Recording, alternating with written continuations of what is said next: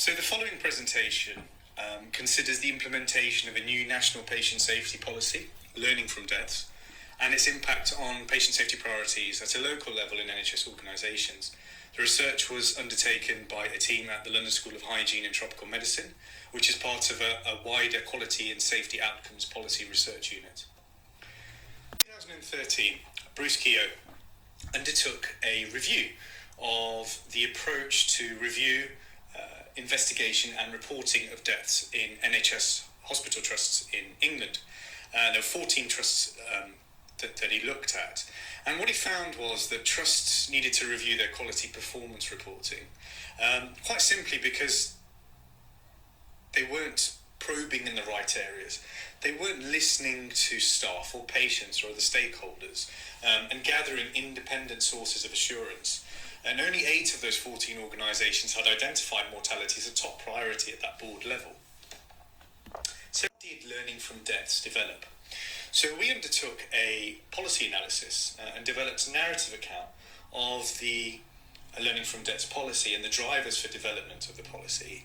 And this hopefully will be published in the coming months. And what we found was there were 3 key aspects really that acted as drivers for its development. So there were several high-profile healthcare scandals: Bristol, Morecambe Bay, Mid-Staffs, Gosport. And in the background, there was this discourse around mortality measurement as an indicator of hospital performance, and this narrative of mortality measurement and as an indicator of performance was played out through the print media, the Good Hospital Guide, the data from which came from the Dr. Foster group at Imperial College, and then of course the political will. And there was some, the Secretaries of State from Frank Dobson to Jeremy Hunt in particular, were very, very engaged in the sort of inquiry reports that emerged in the aftermath of these healthcare scandals. And Jeremy Hunt in particular engaged with family members affected by patient safety failures at Mid-Staffs and Morecambe Bay, and then later on Southern Healthcare. And these affected family members became very high-profile advocates looking for change in organisations. And so this raised the profile of the potential for harm in healthcare. And so in 2015, following the Southern Healthcare inquiry, that found that those that had learning disabilities and had died under the care of Southern Healthcare, only 1% of those deaths were investigated. And so this prompted the Secretary of State at the time, Jeremy Hunt, to commission the CQC to undertake a more comprehensive review of reporting, investigation and learning from deaths in NHS organisations. And what they found was that there were poor systems across the NHS for organisational learning. So in March 2017, the NHS National Quality Board published the Learning from Deaths framework. So all acute community and mental health NHS trusts were required to have their own Learning from Deaths policy in place by September 2017. And the Learning from Deaths framework had 3 key tenets which organisations were expected to sort of abide by. So they were expected to employ a systematic approach to reviewing deaths, to develop their mortality governance, and to engage with families of the bereaved.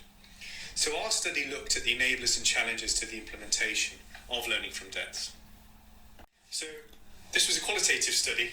It used documentary analysis, observation of meetings, and semi-structured interviews at 5 NHS trusts, 3 acute trusts and 2 community mental health trusts that were purposefully selected based on their stage of adoption of learning from deaths. We so far have undertaken 33 interviews at all levels of the organisation: senior, middle management, clinicians, frontline staff, etc. We're about 80% complete, but because of the COVID situation, the data collection has come to a halt for now, but we're hoping to finish our sort of handful of interviews that are remaining soon.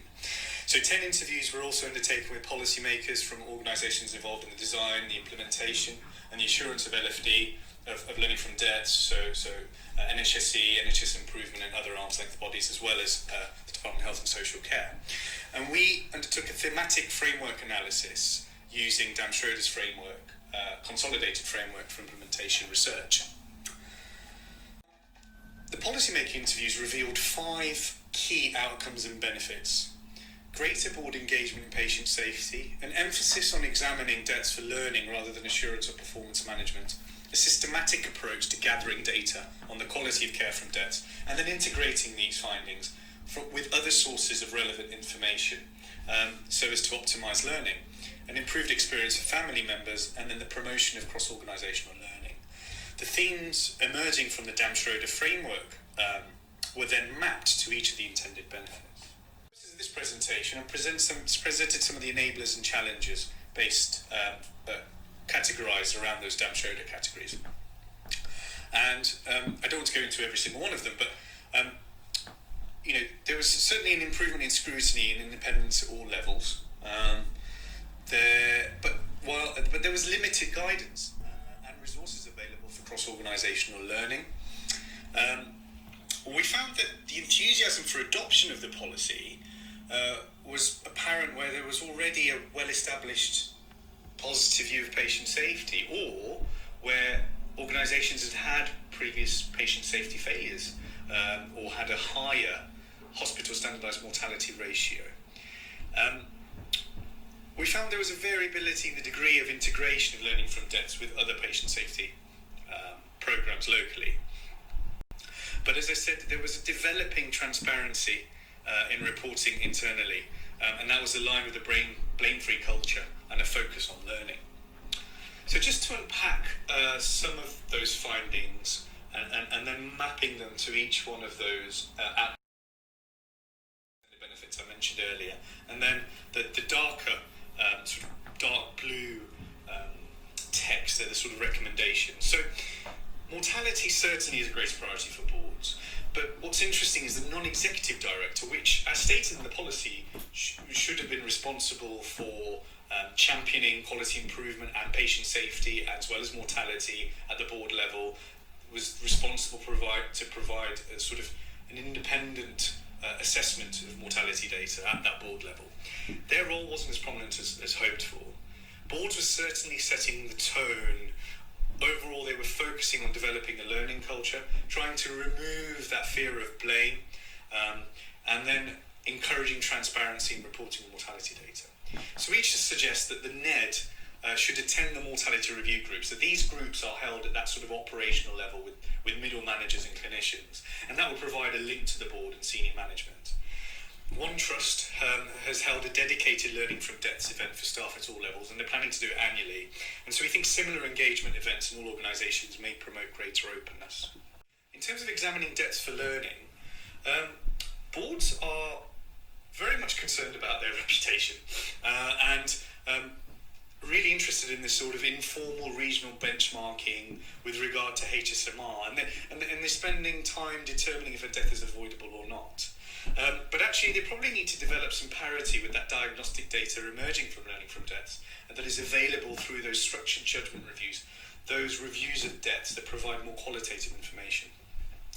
Now, some organisations are using their HSMR data to identify aspects of care or conditions that warrant more attention. So perhaps this could be triangulated with information from SJRs as part of a more comprehensive learning strategy. The systematic approach to gathering data on quality of care and integration with other sources. So learning from death adds further diagnostic information on the quality of care. And it's been, in the trusts that we sampled, fairly well aligned with serious incidents, especially those that, of course, lead to a death. But there is a need for wider integration into safety programs. So looking at complaints, looking at other patient safety initiatives, feedback from family members, and then joining all of that up, really. But there's a need to develop the structures to enable the sharing of collated information. So this could drive priority setting and resource allocation to deliver effective change. In terms of the improved experience for family members, there's definitely an improvement in communication with families. So where there's a medical examiner model already established in a trust, those medical examiners are speaking to around 95% of family members whose relative has passed away in that particular organisation, and trying to establish whether there are any concerns about the care that was received. And trusts have also recognised that there's an impact of learning from deaths in the context of medical examiner in terms of an improvement in bereavement services, as well as a reduction in coronial referrals. So trusts could integrate data from families with that from the structured judgment review, and then show how this information is being acted upon through internal and external communication. They could actively seek and welcome the family voice and try and develop mechanisms for feeding back to the family in instances where concerns have been raised and there were issues in care. Promoting cross-organisational learning. So acute trusts are, probably unsurprisingly, focusing on that last episode of care, and actually the mechanisms for engaging with local providers are somewhat underdeveloped. So to address this issue, one of the organisations has actually employed 2 medical examiners that are GPs who provide a different perspective on deaths, but also hopefully look across that care pathway and identify any issues that may have occurred earlier on in the different care sectors. What interviewees have also expressed is this desire to have learning facilitated through a more aligned and joined up approach to reviewing a small sample of deaths across care pathways, especially those that show system failures or lapses.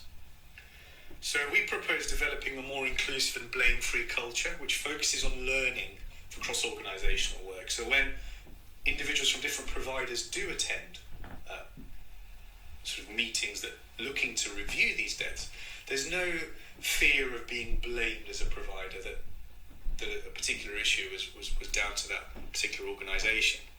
Developing support mechanisms or arrangements for a multi-agency approach to learning from death. So developing those mechanisms, those structures that are needed.